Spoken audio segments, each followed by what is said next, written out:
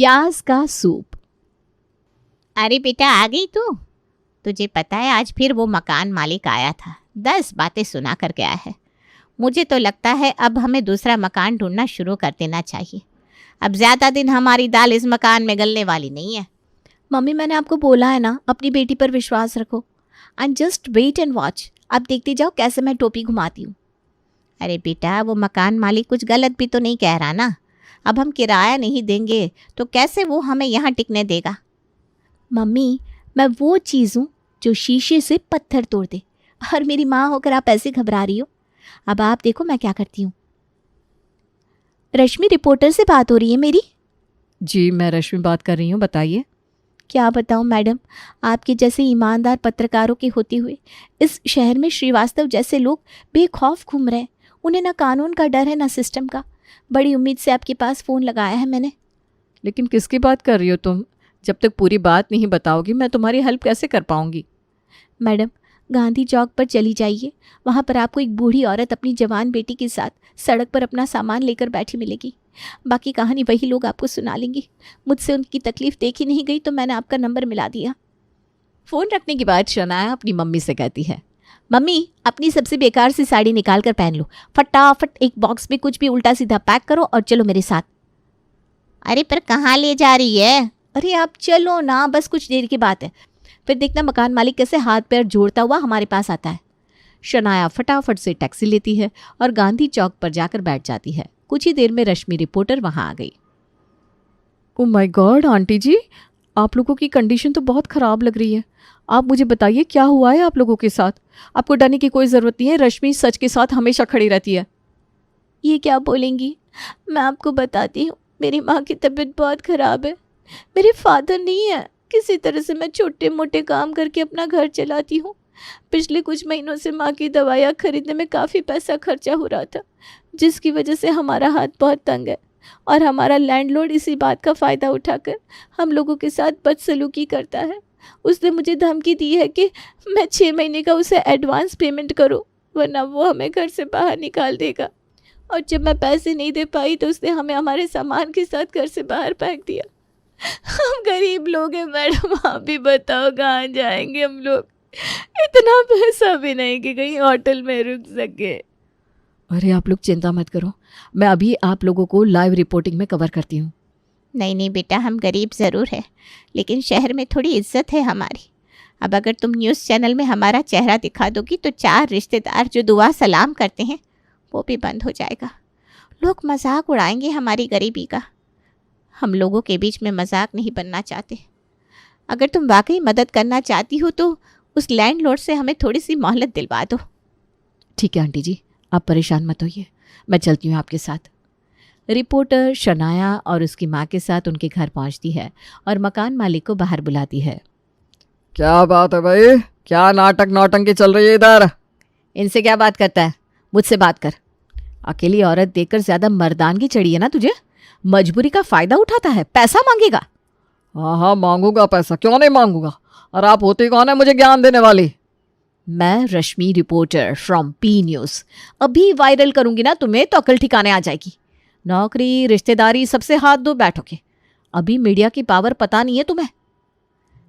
अरे किस चक्कर में पड़ रहे हो आप? मैंने कहा था ना ये शनाया बहुत चालू है। अरे इससे पंगा मत लो। अरे मैडम लेकिन आपको कोई गलत फहमी हुई है, जैसा आप सोच रही है वैसा कुछ भी नहीं है। देखो तो अभी भी इसकी हेकड़ी बंद होने का नाम नहीं ले रही। कैमरामैन कैमरा चालू करो। अरे नहीं नहीं नहीं प्लीज़, अच्छा ठीक है, जैसा आप कहोगी मैं वैसा करने के लिए तैयार हूँ। अभी रिकॉर्डिंग पहले बंद करो प्लीज़। इन दोनों माँ बेटी से किसी भी तरह के पैसे की डिमांड करी ना तो मुझसे बुरा कोई नहीं होगा। जब इनके पास पैसा होगा ये रेंट दे देंगे। बात समझ में आ गई? ठीक है, जैसा आप कहो। अरे बेटा तूने तो कमाल कर दिया, 1 मिनट में इसकी सारी हेकड़ी निकाल कर बाहर कर दी। लेकिन तूने ये सब किया कैसे? मैंने कहा था ना मम्मी कि शनाया कोई ऐसी वैसी चीज़ नहीं है, और हम कौन सा इसका पैसा खाकर कहीं भागने वाले हैं। हम शराफत से इससे टाइम मांग रहे थे तो ये ज़्यादा चौड़ा होकर दिखा रहा था। शनाया नौकरी की तलाश में थी लेकिन उसे कोई ढंग की नौकरी नहीं मिल रही थी। मम्मी मैंने सोच लिया है, अब मुझे नौकरी करनी नहीं है। 10-15 हज़ार की नौकरी में वैसे भी अपना खर्चा चलने वाला है नहीं, इसलिए मैंने सोचा है मैं कुछ अलग और बड़ा करूँगी। वो क्या होता है बेटा, देख कुछ ही महीने की दिक्कत है, फिर पापा के ऑफिस से हमें पेंशन आने लगेगी और उसके बाद सारी प्रॉब्लम ख़त्म। यही सोचते सोचते 3 महीने निकल गए मम्मा। अब मैं ऐसे नहीं बैठी रहूँगी, आप देखती जाओ मेरी ट्रिक। शनाया अपना इंस्टाग्राम अकाउंट बनाती है, वहाँ पर रील बनाना स्टार्ट कर देती है। बेटा ये क्या है, पूरा दिन कच्चा बादाम पक्का बादाम जैसे बेहुदे गानों पर मटकती रहती है। ये प्लान था क्या तेरा पैसा कमाने का? अरे मम्मा आप इसे अंडर एस्टिमेट मत करो, लोग लाखों रुपए कमा रहे हैं ये सब करके। देख छोड़ ये सब, तेरे पापा के ऑफिस से लेटर आया है, उनकी पेंशन लग गई है। और दूसरी खबर यह है कि मेरठ वाली चांदनी मौसी ने तेरे लिए एक बहुत अच्छा रिश्ता भिजवाया है। देख बेटा अपना बिजनेस है लड़के वालों का और इकलौता लड़का है, पैसा बरस रहा है घर में उनके। शादी के बाद सुख से रहेगी तू। मेरी बात मान, ये नाचना कूदना छोड़ और थोड़ा समझदार लड़कियों की तरह आचार व्यवहार सीख ले। तुझे मेरी चिंता करने की कोई ज़रूरत नहीं है, पेंशन समय पे आती रहेगी और मेरा जीवन आराम से कट जाएगा। आप इतना इंसिस्ट कर रही हो मम्मा तो ठीक है, बुला लो लड़की को, देख लेते हैं कौन 30 मार खान है जो शनाया से शादी करना चाहता है। अगले सप्ताह में शनाया को देखने आकर्ष के मम्मी पापा आते हैं और पहली ही मीटिंग में सारी बातें पक्की हो जाती है। आकर्ष के पापा का मेरठ में एक छोटा सा रेस्टोरेंट था, लेकिन रेस्टोरेंट अच्छा चलता था तो बढ़िया आमदनी आ रही थी। आकर्ष भी अपने पापा के साथ उनका रेस्टोरेंट ही चलाता था। जल्दी ही शनाया शादी करके आकर्ष के घर पहुंच जाती है। सुनते हैं जी, बंसी भाई साहब आए हैं। अरे इनका नाम बंसी रख दिया इसके माँ बाप ने, तो क्या यह दिन रात बस बचता ही रहेगा? मुझे नहीं मिलना उससे, इतना बोलता है कि बातें करके दिमाग खाली कर देता है। तुम उसे टरका दो, बोल दो मैं घर पर नहीं हूँ। क्या जी क्यों ऐसी हरकतें करते हैं आप? मैंने पहले ही बोल दिया कि आप अपने कमरे में हो, अब मैं झूठ नहीं बोलने वाली। तुमसे क्या ज़रा भी अपनी ज़ुबान पर काबू नहीं होता, समझ ही नहीं है किसके सामने क्या बोलना चाहिए। चलो आ रहा हूँ, एक तो वैसे ही कड़की चाहिए, ऊपर से अब इनके चाय नाश्ते में खर्च करो। बेटा शनाया 2 कप चाय बना लो, और सुनो बस 2 ही कप बनाना, मुझे नहीं चाहिए। और दूध भी ना ज़रा नाप कर डालना, आजकल बड़ा महंगा हुआ है दूध। शादी से पहले तो बड़ा हल्ला था ससुर जी की दौलत का, अब तो ऐसा लग रहा है मैं कड़कों के घर में आ गई हूँ जो महंगाई और खर्च के बारे में सोच सोच कर हाय हाय कर रहे हैं। बेटा बन गई चाय? क्या हुआ, क्या बड़बड़ा रही थी अकेले में?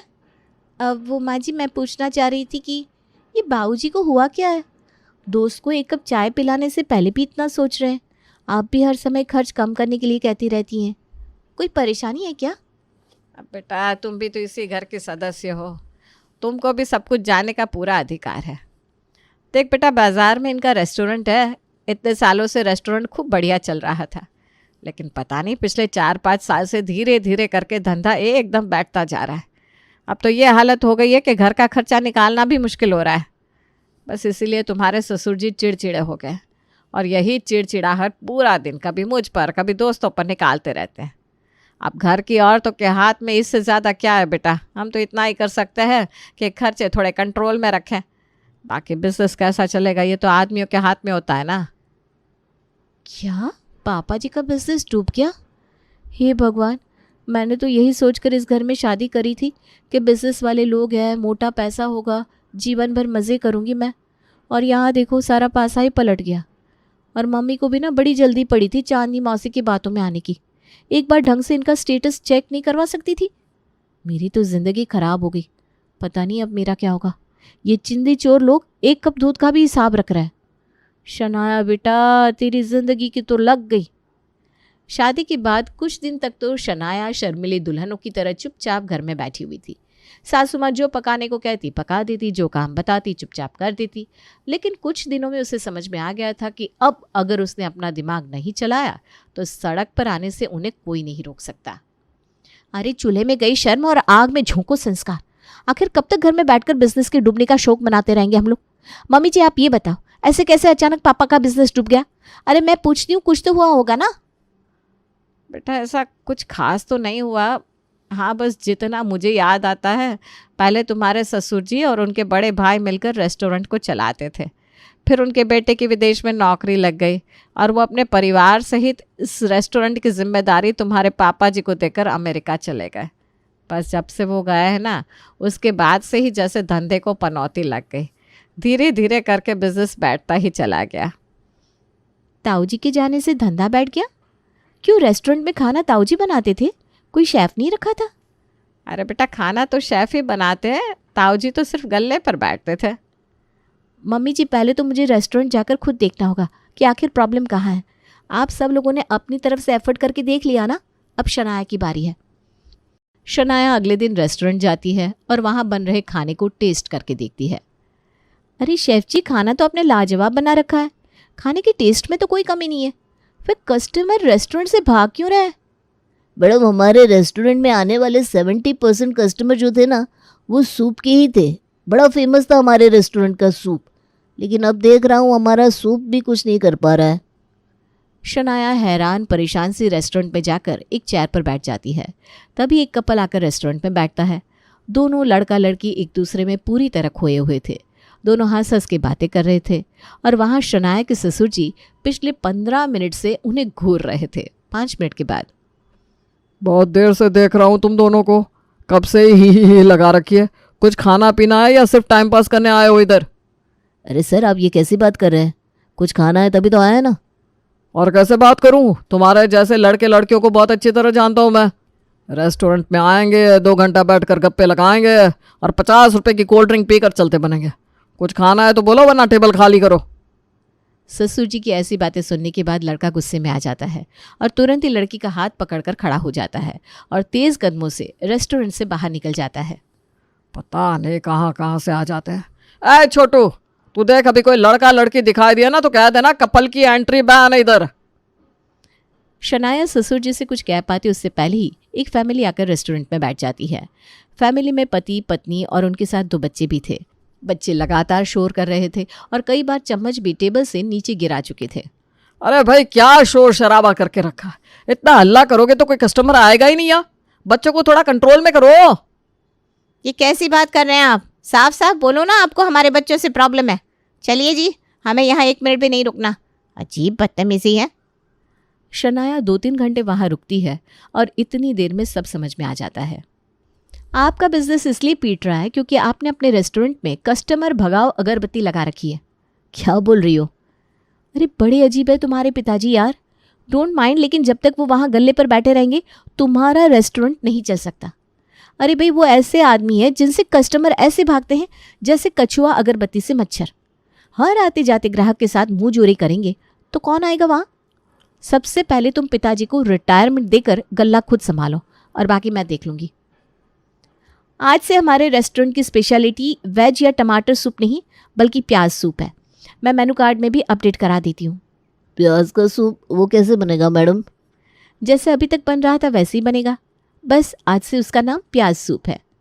शनाया अपनी फूड ब्लॉगर दोस्त को फ़ोन करती है और उन्हें अपने रेस्टोरेंट में बुलाती है।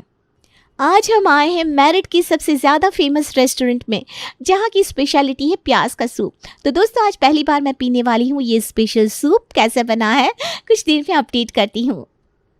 ब्लॉगर ने अपने ब्लॉग में प्याज के सूप की जी भर के तारीफ कर दी थी। पुराने रेस्टोरेंट के बाहर बड़े अक्षरों में स्पेशल प्याज सूप लिखवा दिया गया, जो आते जाते लोगों का ध्यान अपनी तरफ खींच रहा था। बाहर एक बोर्ड लगाओ, प्याज की सूप की लॉन्चिंग के मौके पर पूरे जनवरी सूप पर 20% की एक्स्ट्रा छूट। व्हाट एन आइडिया शनाया, तुम्हारे फूड ब्लॉगर दोस्तों ने तो कमाल कर दिया, ग्राहक बढ़ने लगे हैं। आकाश, तुमने मुझे ऐसा वैसा समझाया क्या? अरे ऐसा कोई काम नहीं जिसे शनाया ना कर सके। मैं चाहूँ तो सब कुछ कर सकती हूँ।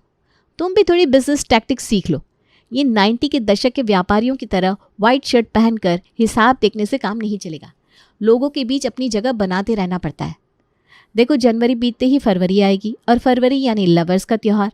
बस अब हम पर्चे छपवाएंगे और कपल एंट्री पर स्पेशल ऑफर रखेंगे। जो लोग 1 से लेकर 12 तक हमारे यहाँ आएंगे उनकी डिटेल्स हम नोट करेंगे और फिर वैलेंटाइन डे पर एक कपल को लकी ड्रॉ के जरिए मुफ्त डिनर कराएंगे। तुम देखते जाओ, ये प्याज का सूप ही अब हमारी डूबती नैया को पार लगाएगा। शनाया का प्रेडिक्शन सही था। फ्री डिनर के लालच में कपल्स ने आना स्टार्ट कर दिया था। और एक बात बताइए, मैंने तो प्याज का सूप ऑर्डर किया था, लेकिन ये तो प्याज का सूप नहीं लग रहा। क्या हुआ मैडम, आपको टेस्ट पसंद नहीं आया क्या?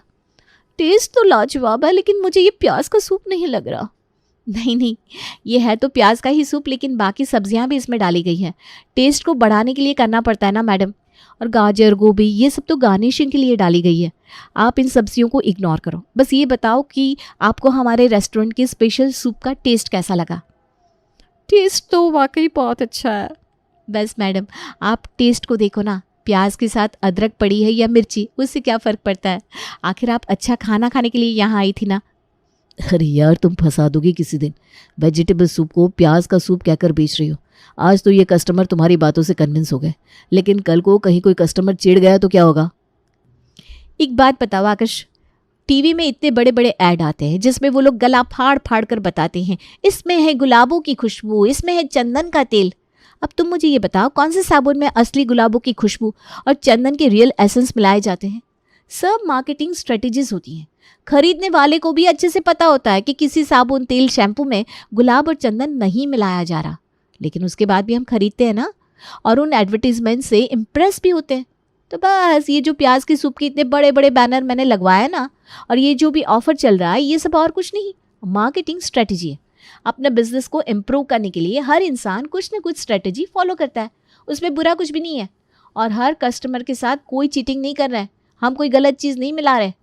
आज भी इस रेस्टोरेंट पे वही खाना बन रहा है जो 2 साल पहले बनता था, जो 10 साल पहले बनता था।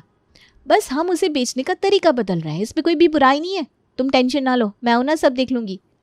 शनाया एक के बाद एक अपने फूड ब्लॉगर दोस्तों को बुलाकर अपने रेस्टोरेंट का बढ़िया एडवर्टीजमेंट करती है, और वो एक के बाद एक तीर चला रही थी। और कुछ दिन की मेहनत का फल ये निकला कि रेस्टोरेंट का लगभग ठप हो चुका काम तेज़ी से चलने लगा। कस्टमर की भीड़ लगने लगी और इस तरह ससुराल में आई हुई पैसों की कड़की शनाया के प्याज की सूप से दूर हो गई थी। मान गए तुम्हें शनाया, तुमने तो बिजनेस एंड मार्केटिंग में कोई कोर्स भी नहीं कर रखा। उसके बाद भी तुमने हमारे लगभग दम तोड़ चुके बिजनेस को फर्राटा भर के दौड़ना सिखा दिया। मैं तो वाकई तुमसे इम्प्रेस हूँ। पापा भी बहुत खुश है, कह रहे थे कल से वापस मेरे साथ रेस्टोरेंट चलेंगे और गल्ला संभालेंगे। तुम मुझसे हाथ जुड़वा लो आकाश, पापा जी को ना परमानेंट रिटायर कर दो और दुकान की जिम्मेदारी हम दोनों मिलकर संभालेंगे। बड़ी मुश्किल से जुगाड़ लगाकर मैंने बिजनेस को चलाया है। पापा को गले पर बिठा कर ना तुम फिर से वही कछुआ अगरबत्ती वाला काम स्टार्ट मत करो। पापा फिर से आकर चिड़ चिड़ करेंगे और सारे कस्टमर को भगा देंगे।